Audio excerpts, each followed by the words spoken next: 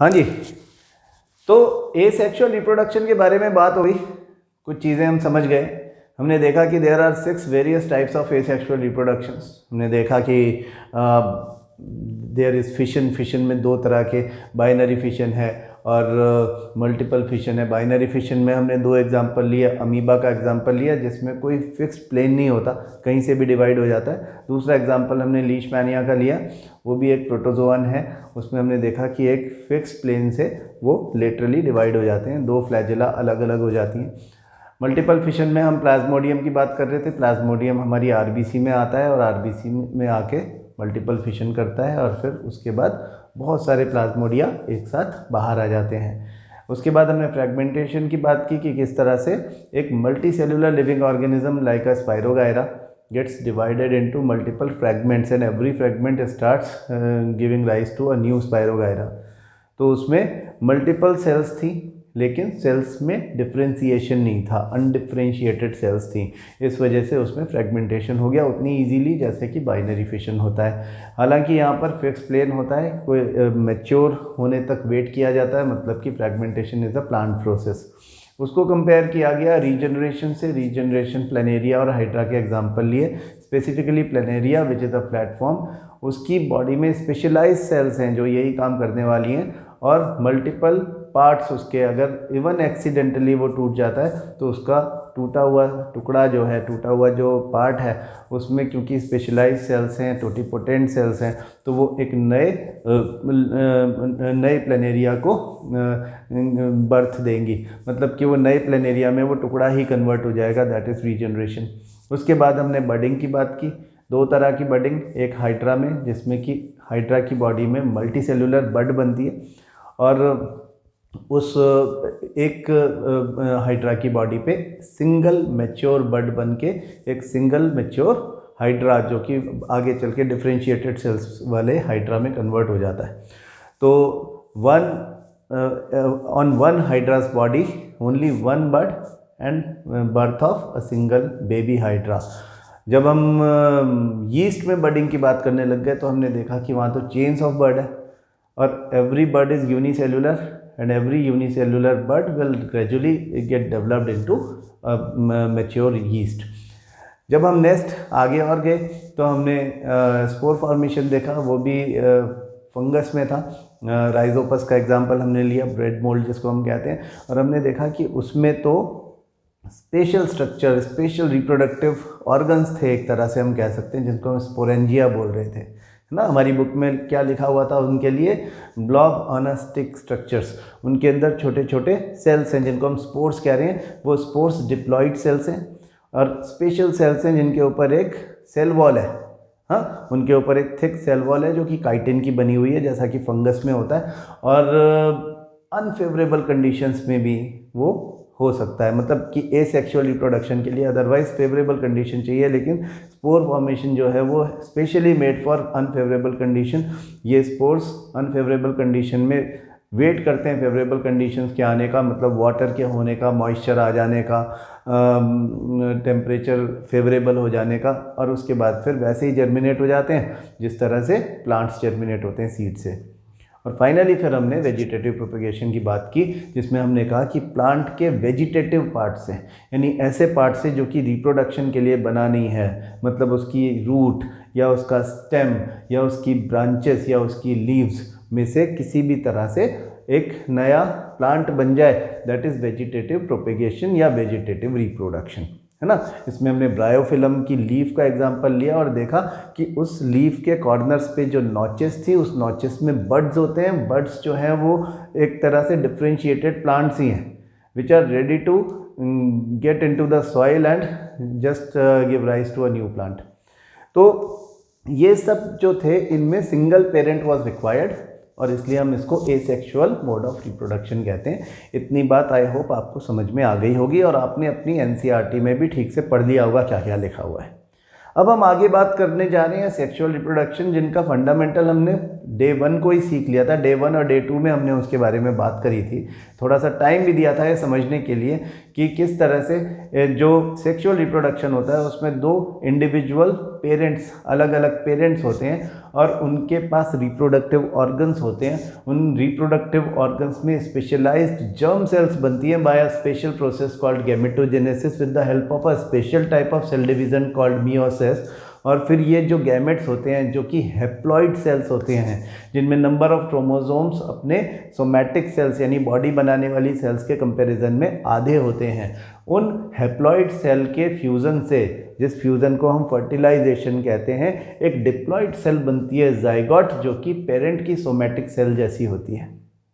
उसमें दो पेरेंट से आया हुआ जेनेटिक मटेरियल आपस में फ्यूज़ होकर के और उन दोनों के कॉम्बिनेशन से बनने वाले नए कैरेक्टरिस्टिक्स, ऐसे कैरेक्टरिस्टिक्स जो कि slightly different from the parent cells हो सकते हैं।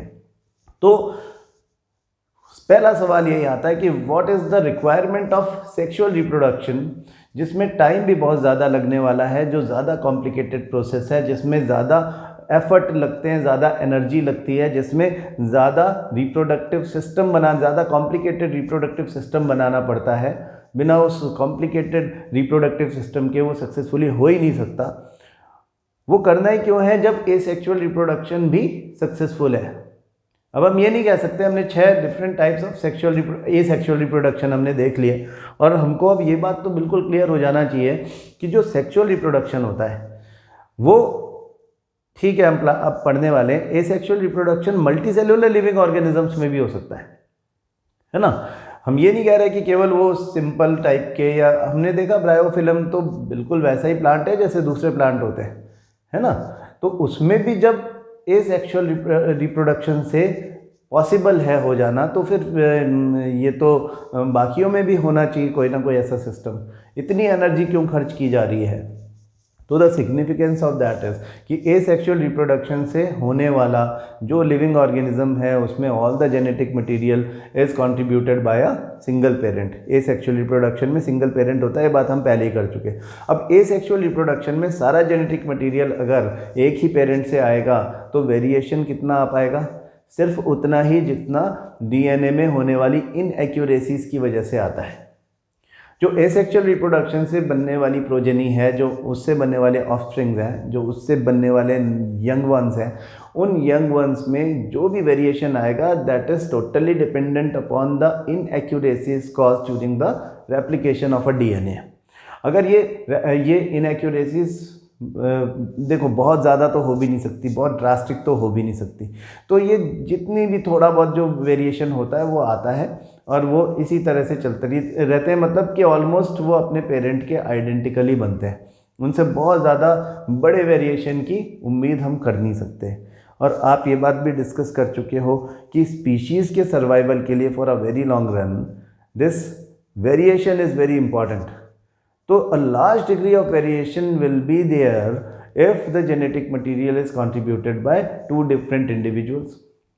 जब दो डिफरेंट इंडिविजुअल्स एक एक सेल, जिसको हम गैमेट बोल रहे हैं, वो देंगे, तो फिर उनका डीएनए जब आपस में मिलेगा तो आपस में मिलकर के कंबाइन होकर के जो क्रोमोसोम्स नए पेयर्स बनाएंगे, उन नए जेनेटिक पेयर्स की वजह से नई तरह के कैरेक्टरिस्टिक्स यानी सेम फीचर्स जो होंगे उनमें नई तरह के कैरेक्टरिस्टिक्स हमको दिखाई देने लग जाएंगे and that would definitely help the species to grow और species to survive in a longer run.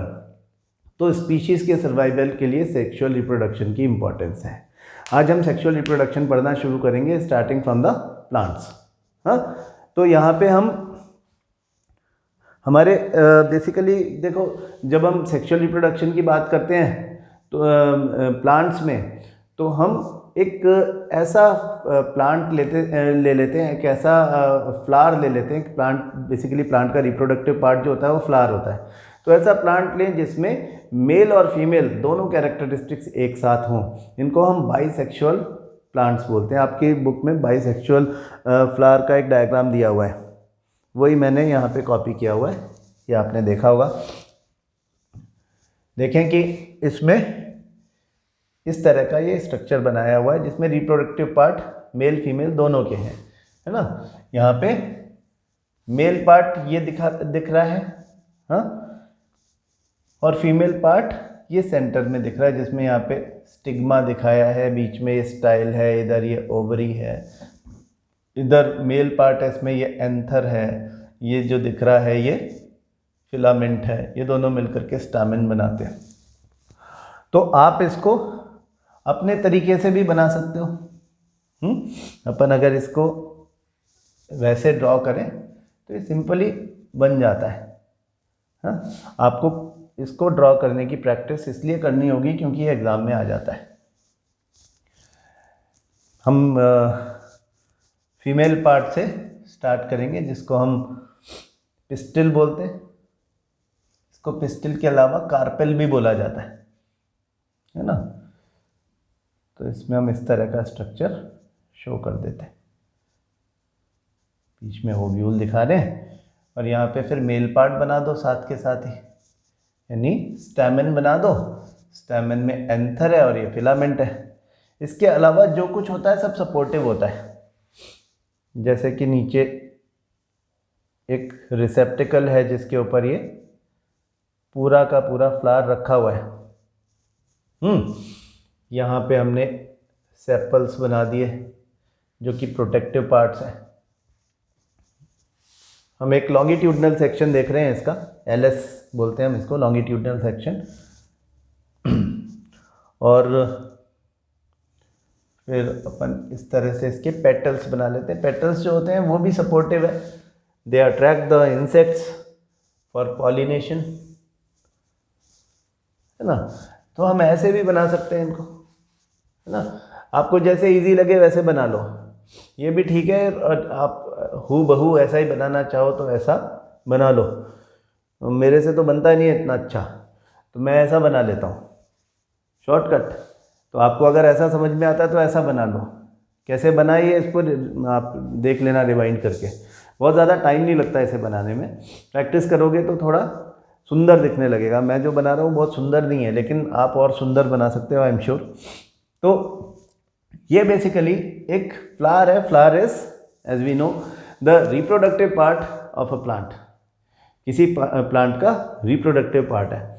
आज आपको क्या करना है, इसका डायग्राम बनाने की प्रैक्टिस करनी है और इसमें लेबलिंग भी करनी है कि जैसे ये हमने बनाया फीमेल पार्ट, तो फीमेल रिप्रोडक्टिव पार्ट जो है उसमें, मतलब यहाँ से यहाँ तक ये पूरा फीमेल रिप्रोडक्टिव पार्ट है।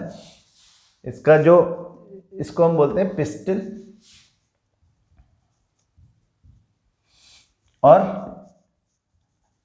कार्पेल भी बोलते हैं इसको। पिस्टिल बोलो या कार्पेल बोलो एक ही बात है, आपकी बुक में पिस्टिल लिखा हुआ है। अब इसका जो अपर पार्ट है that is known as stigma. Middle part, ये जो ये इतना लंबा ये दिख रहा है, this is known as style. और ये जो नीचे ये वाला पोर्शन दिख रहा है, इसको हम कहते हैं ओवरी। ओवरी ही एक्चुअली मेन रिप्रोडक्टिव ऑर्गन होता है, जिसमें ओव्यूल होते हैं। ओव्यूल में ही फीमेल न्यूक्लियस है जिससे जाइगोट बनने वाला है। अच्छा, फिर ये मेल रिप्रोडक्टिव पार्ट को दूसरी तरफ लेबल कर दें, है ना। ये वाला मेल रिप्रोडक्टिव, इसको हम कहते हैं स्टैमेन। इसका नाम रख दिया स्टैमेन। और स्टैमेन में दो पार्ट, एंथर,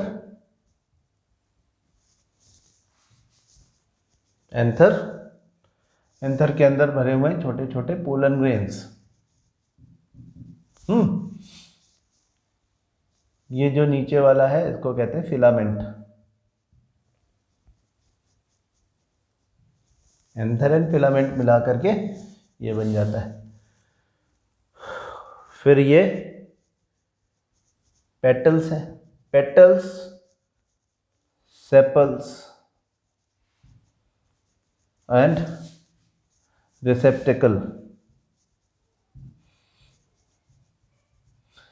ये सब चीजें सपोर्टिव है। वैसे तो स्टिग्मा, ये सब चीज़ें जो हैं ये बाद में कुछ भी बचता नहीं है, लेकिन सपोर्टिव इन द सेंस कि रिप्रोडक्टिव ऑर्गन्स नहीं है ये, मतलब रिप्रोडक्टिव पार्ट्स नहीं है, रिप्रोडक्शन में डायरेक्ट कंट्रीब्यूशन इनका नहीं है। डायरेक्ट कंट्रीब्यूशन तो एंथर का और ओवरी का है, बाकी चीज़ें सपोर्टिव है। हमारे हिसाब से सबसे इम्पॉर्टेंट वो है जो कि गैमेट फॉर्मेशन करता है। तो गैमेट फॉर्मेशन हमको एंथर में होता हुआ दिख रहा है, एंथर में पोलन ग्रेन्स हमको दिख रहे हैं। यहाँ पे हमको खैर पोलन ग्रेन नहीं दिखाए, तो यहाँ पे मैंने बना दिया, आप चाहो तो इसको भी शो कर सकते हो कि दे आर पोलन ग्रेन्स।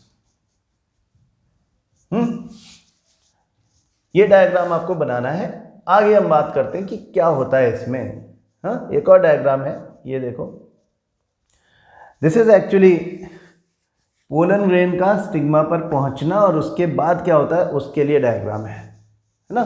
तो पहले हम ये सिस्टम समझें कि एक्चुअली क्या हो रहा है कि ये जो एंथर है, उस एंथर में पोलन ग्रेन है जो कि मेल रिप्रोडक्टिव सेल अपने अंदर या मेल न्यूक्लियाई अपने अंदर कैरी कर रहे हैं, उसको वो पोलन ग्रेन्स है। उन पोलन ग्रेन को बाहर आना है, जब ये मैच्योर हो जाएगा तो पोलन ग्रेन हो जाएंगे उसमें, तो पोलन ग्रेन्स बाहर आएंगे and they will have to go to stigma. वो स्टिग्मा के ऊपर चले जाएंगे। तो स्टिग्मा पे कैसे जाएंगे, कोई भी तरीका हो सकता है, जैसे कि वो किसी लिविंग ऑर्गेनिज्म के थ्रू चले गए। जनरली क्या होता है कि इंसेक्ट्स जो होते हैं वो पॉलिनेशन में हेल्प करते हैं। हाँ, एक वर्ड यहाँ पे आया, pollination. What is pollination? Pollination is the transfer of pollen grains. Pollination is transfer of pollen grains from anther to stigma. Stigma is the uppermost part of the female reproductive system, pistil. तो stigma तक इसका जाना pollination है। ये pollination दो तरह का हो सकता है, self pollination and cross pollination. Self pollination और क्रॉस पॉलिनेशन। सेल्फ पॉलिनेशन का मतलब तो क्या हुआ कि एक ये बाइसेक्सुअल फ्लावर है, इसी के एंथर से इसी के स्टिग्मा पर मूवमेंट हो जाए पोलन ग्रेन का, तो इसको हम कहते हैं सेल्फ पॉलिनेशन। अगर सेम प्लांट के दूसरे फ्लावर से भी कोई पोलन ग्रेन मूव करता है और इस फ्लावर के स्टिग्मा पे आ जाता है, सेम प्लांट है ना, एक प्लांट पे बहुत सारे फ्लावर हो सकते हैं, जैसे इसके एंथर से पोलन ग्रेन निकले और उसी प्लांट के दूसरे फ्लावर के स्टिग्मा पे चला जाए, उस तरह की बात कर रहे हैं अपन कि यहाँ पे जो पोलन ग्रेन्स आए हुए हमको दिख रहे हैं, हो सकता है कि ये बाहर से आए हैं, कोई दूसरा इंसेक्ट लेकर के आ गया है, वो उसी प्लांट के दूसरे फ्लावर पर पहले बैठा था, फिर उसके पैर में चिपक करके आ गए। पोलन ग्रेन्स जो होते हैं वो स्टिकी होते हैं, तो वो यहाँ उनके पैरों में भी चिपक जाते हैं, जैसे बटरफ्लाई के पैरों में, या हनी बी जो अपना नेक्टर ये सब इकट्ठा कर रहे होते हैं ना, तो उनके लिए उनके पैरों में चिपक जाते हैं और फिर यहाँ पे आके भी चिपक जाते हैं। तो जो पोलन ग्रेन जो होता है वो बेसिकली इस तरह का होता है। बाहर उसकी दो लेयर्स होती हैं, एक इनर लेयर होती है, एक आउटर लेयर होती है। आउटर लेयर जो होती है वो स्टिकी होती है, तो इस वजह से वो चिपक जाते हैं ना। इनके अंदर होती है मेल जर्म सेल या मेल न्यूक्लियाई। न्यूक्लियाई मतलब मल्टीपल न्यूक्लियस है ना, दो न्यूक्लियस एक साथ जाएंगे फर्टिलाइजेशन के लिए। तो अब होता क्या है कि एक तो हो गया पॉलिनेशन, पहली बात हमने की सेल्फ पॉलिनेशन की, आपको समझ में आ गई होगी। दूसरा हमने नाम लिखा हुआ है cross pollination. Cross pollination is actually the good type of pollination. Self pollination से हमको फ़ायदा नहीं हो रहा वो जो कि सेक्सुअल रिप्रोडक्शन से होना चाहिए। हमने कहा था कि सेक्सुअल रिप्रोडक्शन से बेनिफिट ये है कि दो डिफरेंट इंडिविजुअल्स का जेनेटिक मटेरियल आपस में मिक्स होता है और लार्ज डिग्री ऑफ वेरिएशन हो पाता है। अगर एक ही प्लांट के दो फ्लावर्स या एक ही फ्लावर के दो गैमेट्स आपस में मिलेंगे, या तो एक ही प्लांट के दो फ्लावर से आए हुए गैमेट्स आपस में मिलेंगे, या एक ही फ्लावर में दो तरह के गैमेट्स बने और आपस में मिल गए, तो the genetic material is contributed bye a single plant only, single parent जैसी बात हो जाएगी। तो सेक्सुअल रिप्रोडक्शन हो रहा है, इतनी एनर्जी खर्च हो रही है, इतना एफर्ट किया जा रहा है, लेकिन रिजल्ट तो वही है जो कि एसेक्सुअल रिप्रोडक्शन में आता है, यानी डिग्री ऑफ वेरिएशन तो ज़्यादा हुआ नहीं। सो इतना एनर्जी खर्च करने के बाद जो बेनिफिट होना चाहिए था वो नहीं हो पा रहा है सेक्सुअल रिप्रोडक्शन वाला, इसलिए self pollination is not considered to be a good choice. Good choice is cross pollination. Cross pollination अब आप समझ ही गए होंगे कि इसमें सेम स्पीशीज़ के दूसरे फ्लावर से, दूसरे प्लांट के फ्लावर से, सेम स्पीशीज़ के दूसरे प्लांट के फ्लावर से पोलन ग्रेन्स आते हैं और इस फ्लावर के स्टिग्मा पर आकर के गिर जाते हैं। तो उसके बाद क्या होगा कि ओवरी जो होती है वो एक केमिकल रिलीज़ करती है ना। हालांकि आपकी बुक में इस केमिकल का जिक्र नहीं है, लेकिन फिर भी मैं बता रहा हूँ आपको, आप देख लें। ये आप कंट्रोल एंड कोऑर्डिनेशन पढ़ते तो वहाँ पे आपको बात लिखी हुई मिलेगी, अगर वो आपके सिलेबस से हट गया तो वो अलग बात है ना। ये यहाँ से केमिकल निकलेगा जो कि ऊपर तक पहुँच जाता है। उस केमिकल के इन्फ्लुएंस से जो पोलन ग्रेन होता है उसकी, हमने कहा था दो लेयर्स हैं, एक अंदर वाली लेयर को हम कहते हैं इंटाइन, बाहर वाली लेयर को हम कहते हैं एक्साइन। तो इंटाइन उस केमिकल की इन्फ्लुएंस में ग्रो करती है और एक्साइन रप्चर हो जाती है ना। रप्चर होना मतलब फट जाना है ना। वो क्या होगा कि फट जाएगी और फिर उसे फाड़ के इंटाइन बाहर निकलेगी। ये जो स्ट्रक्चर बनता है इसको हम बोलते हैं पोलन ट्यूब। ये पोलन ट्यूब किस तरह से मूव करती है यही हमारे नेक्स्ट डायग्राम में दिखाया गया है। देखो ये इस तरह से रप्चर किया पोलन ग्रेन, हमने ऐसा ही दिखाया था कुछ, इसका थोड़ा सा साइज बड़ा कर लेते हैं। तो हमारे पोलन ग्रेन कैसे हैं, देखो कि पोलन ग्रेन रप्चर हो गया, उसमें से इस तरह से ये निकली। मेल जर्म सेल जो है ये अंदर जा रही है ना। हमको थोड़ा सिंप्लीफाई करके बताया गया। बेसिकली यहाँ पे दो न्यूक्लियस, दो मेल न्यूक्लियाई होते हैं जो अंदर जाते हैं। पोलन ट्यूब ऐसे मूव कर रही है और ये मूव करते करते from the lower end of the ovary अंदर एंटर करती है। यहाँ पे हमको फीमेल जर्म सेल दिख रही है। ये फीमेल जर्म सेल से जाकर के मिल जाएगी and the process is known as fertilisation. Fertilisation किसको बोलते हैं? Fusion of gametes. फर्टिलाइजेशन हाँ। तो फर्टिलाइजेशन जो है उसमें मिक्स हो जा रहे हैं दोनों गैमेट्स, है ना। यहाँ पे एक चीज़ मैं आपको एडिशनल बताऊंगा कि यहाँ पे दो मेल न्यूक्लियाई आते हैं, एक यहाँ पे फीमेल के साथ में, फीमेल जर्म सेल के साथ में, जिसको हम फीमेल न्यूक्लियाई बोलते हैं, ओव्यूल के अंदर कंबाइन हो जाता है फर्टिलाइजेशन नंबर 1। और दूसरा जो न्यूक्लियस है वो यहाँ पर पोलर न्यूक्लियस होते हैं, polar nuclei. There are 2 polar nuclei, उनके साथ में ये तीसरा जाकर के फ्यूज़ हो जाता है ना। मतलब तीसरा इन द सेंस कि 2 मेल न्यूक्लियस आए हैं, एक तो फीमेल जर्म सेल के साथ में यहाँ पर फ्यूज़ हो गया, दूसरा गया और 2 पोलर न्यूक्लियाई थे, दे आर 2 इन नंबर, उनके साथ में कंबाइन हो गया और इसने तो बना लिया जाइगोट। ये zygote is a diploid cell, 2n diploid cell बन गई। Now this zygote will divide. अब ये जाइगोट डिवाइड करेगा और डिवाइड कर करके ये एम्ब्रियोजेनेसिस करेगा, यानी एम्ब्रियो बनाएगा, अपने चारों तरफ एक कवर बना लेगा ये embryo. That cover is known as a whole, this structure is known as seed. तो सीड फॉर्मेशन हो जाती है, कहाँ पे हो जाती है? Inside the ovary. ये जो स्ट्रक्चर है इसको हम बोलते हैं triploid structure. This is a triploid structure.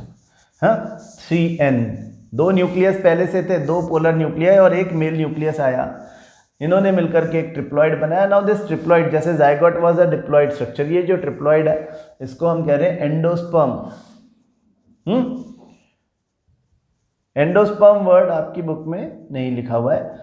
ये एंडोस्पर्म मल्टीपल सेल डिवीजन करेगा और अब ये ओवरी स्वेल करेगी, है ना। इसके डिवीजन करने से ओवरी स्वेल करेगी और जब ये ओवरी स्वेल करेगी तो फिर ये बन जाएगा फ्रूट। जाइगोट से बन गया सीड और ये बन गया फ्रूट।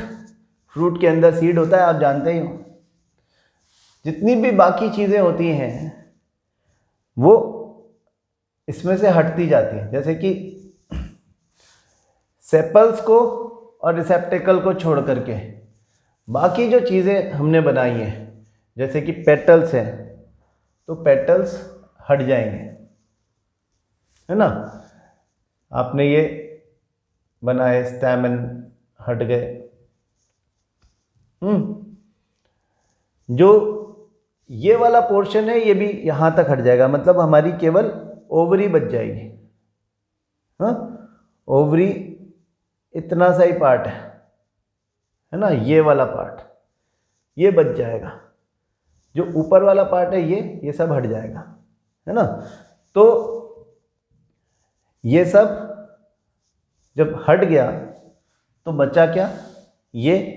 और हम कह रहे हैं कि endosperm will divide and the ovary will swell. Ovary he swell होकर के फ्रूट बना दे रही है। तो फ्रूट बन गया, यहाँ पे ओव्यूल में सीड बन गया डेवलप होकर के। फ्रूट के अंदर सीड है और फिर इस तरह से ये ग्रो करता है, ये डेवलप होता है। तो यही पर्पस था हमारे रिप्रोडक्टिव सिस्टम का। हाँ, प्लांट के रिप्रोडक्टिव सिस्टम का यही पर्पस था कि वो एक नया प्लांट बना दे।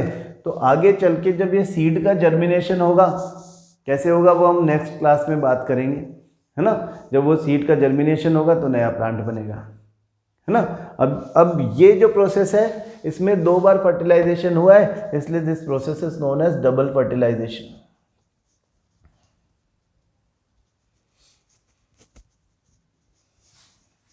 We call it double fertilisation, जिसमें एक में तो जाइगोट बना, दूसरे में एंडोस्पर्म बना। ठीक है, this is how it is. तो ये आप सीख लें, और स्पेसिफिकली जो हमारा ये एलएस था, इस डायग्राम को भी और इस डायग्राम को भी डायग्राम बनाना सीख लें, इसकी प्रैक्टिस कर लें। कल हम सीड जर्मिनेशन की बात करेंगे और फिर आगे सेक्सुअल रिप्रोडक्शन इन ह्यूमंस के बारे में भी डिस्कस करेंगे। Thank you.